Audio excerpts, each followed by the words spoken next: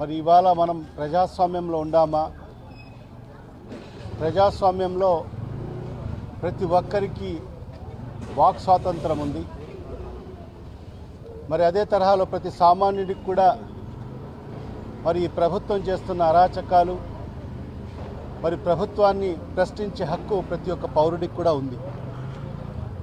మరి అలాంటి ఈ భారతదేశంలో కేవలం మన రాష్ట్రంలోనే మరి ఈరోజు లోకేష్ యొక్క రెడ్ బుక్ పరిపాలన కొనసాగుతుంది. ఈ ప్రభుత్వం యొక్క టార్గెట్ వైఎస్ఆర్ కాంగ్రెస్ పార్టీ నాయకులు, నాయకురాళ్ళు, మరి అదేవిధంగా వైఎస్ఆర్ కాంగ్రెస్ పార్టీ సానుభూతి పరులు, వాళ్ళని టార్గెట్ చేసుకొని మరి ఈరోజు ఈ ప్రభుత్వం పరిపాలన కొనసాగిస్తుంది. మరి ఇప్పుడే పెద్దలు చెప్పినట్టుగా 6 నెలలైంది ఈ ప్రభుత్వం అధికారంలోకి వచ్చి. మరి ఈరోజు ఈ రాష్ట్ర ప్రజలకి ఏం ఒరగబెట్టారని చెప్పి ఈ సందర్భం ఒకసారి ప్రజలందరూ కూడా ఆలోచన చేయాల్సిన అవసరం ఉంది. మరి గత ఎన్నికల ముందు మరి ఏదైతే సూపర్ 6 అని చెప్పి హామీలు ఇచ్చి మరి మా ప్రభుత్వం అధికారంలోకి వస్తే నేను ముఖ్యమంత్రి అయితే మీకు అందరికీ కూడా ఈ సంక్షేమ పథకాలు అందిస్తానని చెప్పి ప్రతి వీధిలో తిరిగి, ప్రతి గల్లీలో తిరిగి, ప్రతి ఇంటికి తిరిగి మరి వాళ్ళ నాయకులందరూ కూడా మరి వాళ్ళలో ఒక భరోసా కల్పించడం జరిగింది ఈ రాష్ట్ర ప్రజల్లో. మరి మొన్న సార్వత్రిక ఎన్నికల్లో ప్రజలందరూ కూడా మరి తెలుగుదేశం పార్టీకి పట్టం కట్టడం జరిగింది. మరి అధికారంలోకి వచ్చిన తర్వాత మరి ఈ 6 నెలల కాలంలో మరి వాళ్ళు ఇచ్చిన ఏ ఒక్క హామీ కూడా నెరవేర్చలేదు. ఒక్క పెన్షన్ల తప్ప మరి ప్రజలకు ఇచ్చిన ఏ హామీని కూడా నెరవేర్చుకోకుండా కాలయాపన చేసుకుంటూ ఈరోజు ముందుకు వెళ్ళడం జరుగుతుంది. మరి ఈ 6 నెలల కాలంగా మరి ఈరోజు వైఎస్ఆర్ కాంగ్రెస్ పార్టీ సానుభూతి పరులైతేమి, మరి అదేవిధంగా నాయకులందరూ కూడా మరి ఈ ప్రభుత్వాన్ని, మరి ఈ ప్రభుత్వం యొక్క నాయకుడు శ్రీ చంద్రబాబు నాయుడు గారిని మరి ప్రశ్నించడం జరిగింది. మరి మీరు ఎన్నికల ముందు ఈ హామీలు ఇచ్చారు, మరి 6 నెలలు అవుతున్నాయి, మరి ఎందుకు మీరు ఇచ్చిన హామీలు నెరవేర్చలేకపోతున్నారని చెప్పి ప్రజల తరఫు నుంచి వాళ్ళు ప్రశ్నిస్తే మరి వాళ్ళ మీద అక్రమ కేసులు మనం చూసాం. ఈ 6 నెలల కాలంలో ఎలాంటి పరిపాలన జరిగిందో, ఎంతమందికి రాజకీయంగా హత్య చేశారో, మరి ఈరోజు ఎన్ని కుటుంబాలు ఈ రాష్ట్రం వదిలేసి వెళ్ళిపోయారో, మరి ఎంతమంది మీద ఈరోజు అక్రమ కేసులు బనాయించారో మరి ఈరోజు ఈ రాష్ట్ర ప్రజలకు అందరికీ కూడా తెలుసు. మరి ఈరోజు దాంట్లో భాగంగానే సోషల్ మీడియా మీద, ఎందుకంటే ఇవాళ చూస్తున్నాం ఈ ప్రభుత్వం వచ్చిన తర్వాత మరి వాళ్లకు సంబంధించిన పచ్చ మీడియా అయితేమి, మరి వాళ్ళ టీడీపీ సోషల్ మీడియా, మరి వాళ్ళందరూ కూడా మరి గత 5 ఏళ్ళు మనం చూసాం మన జగన్మోహన్ రెడ్డి గారి ప్రభుత్వం ఉన్నప్పుడు కూడా మరి అనేక సందర్భాల్లో ఒక ముఖ్యమంత్రి స్థాయి వ్యక్తిని అని కూడా చూడకోకుండా మరి వాళ్ళ కుటుంబాన్ని, ఒక ముఖ్యమంత్రి గారి సతీమణిని కూడా ఏ విధంగా తమ సోషల్ మీడియా ద్వారా మరి ఏ విధంగా అన్యాయమైన పోస్టులు పెట్టారో మనం అందరం కూడా గత 5 ఏళ్లలో మనం చూసాం.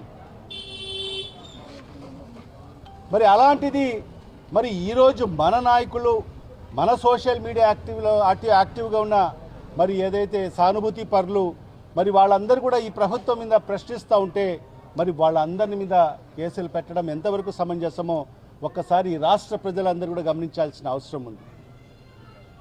గత వారం రోజుల నుంచి చూస్తుంటే ఈ రాష్ట్రంలో మరి ఈరోజు వైఎస్ఆర్ కాంగ్రెస్ పార్టీకి సంబంధించిన సోషల్ మీడియా మరి ఎవరైతే యాక్టివ్గా ఉండారో వాళ్ళందరినీ కూడా ఒక టెర్రరిస్ట్ లాగా ఏదో ఈ రాష్ట్రాన్ని అధోగతి పాలు చేస్తున్నారు. వాళ్ళు ఒక టెర్రరిస్ట్ లాగా భావించి మరి వాళ్ళందరినీ కూడా ఈరోజు వాళ్ళ మీద అక్రమ కేసులు బనాయించి మరి ఈరోజు వాళ్లకు నోటీసులు అందించడం జరుగుతుంది.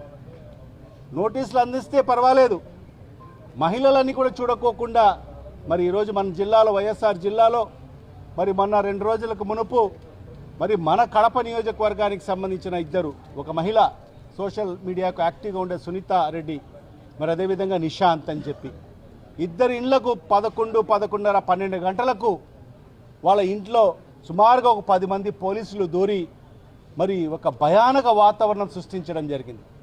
మరి ఈరోజు నిశాంత్ అనే అబ్బాయి గత 10 ఏళ్లుగా వైఎస్ఆర్ కాంగ్రెస్ పార్టీకి అనుబంధంగా ఉంటూ మరి సోషల్ మీడియాలో యాక్టివ్గా పనిచేస్తూ మరి సునీత అయితేమి, నిశాంత్ అయితేమి మరి వీళ్ళందరూ కూడా పనిచేస్తున్నారని చెప్పి మరి 11:30 గంటలకు వాళ్ళ అపార్ట్మెంట్లో వచ్చి ఆ అపార్ట్మెంట్లో అనేక మంది సుమారుగా 25 కుటుంబాలు నివసిస్తున్నారు. వాళ్ళందరినీ కూడా భయభ్రాంతుకు చేసి 12 గంటలకు అందరికీ లేపి మరి ఆ ఇంటంతా కూడా సోదా చేసి 10 మంది పోలీసులు వచ్చి ఎక్కడికి వెళ్ళాడు, ఏం చేశాడని చెప్పి మరి చిన్న పసిపిల్లోడు ఉన్నాడు, 1 సంవత్సరం పిల్లోడు ఉన్నాడు, భార్య భర్త ఇద్దరే ఉంటారు.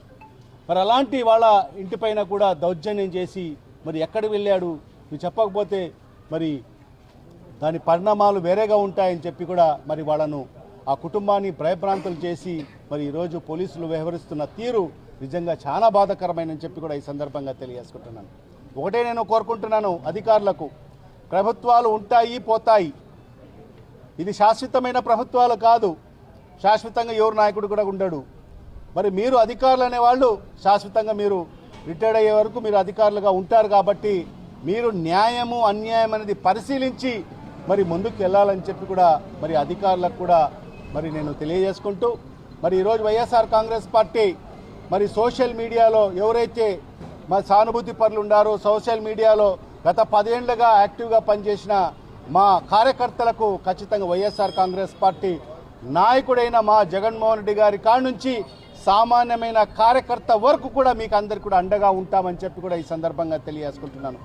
ఎవరు కూడా భయపడాల్సిన అవసరం లేదు.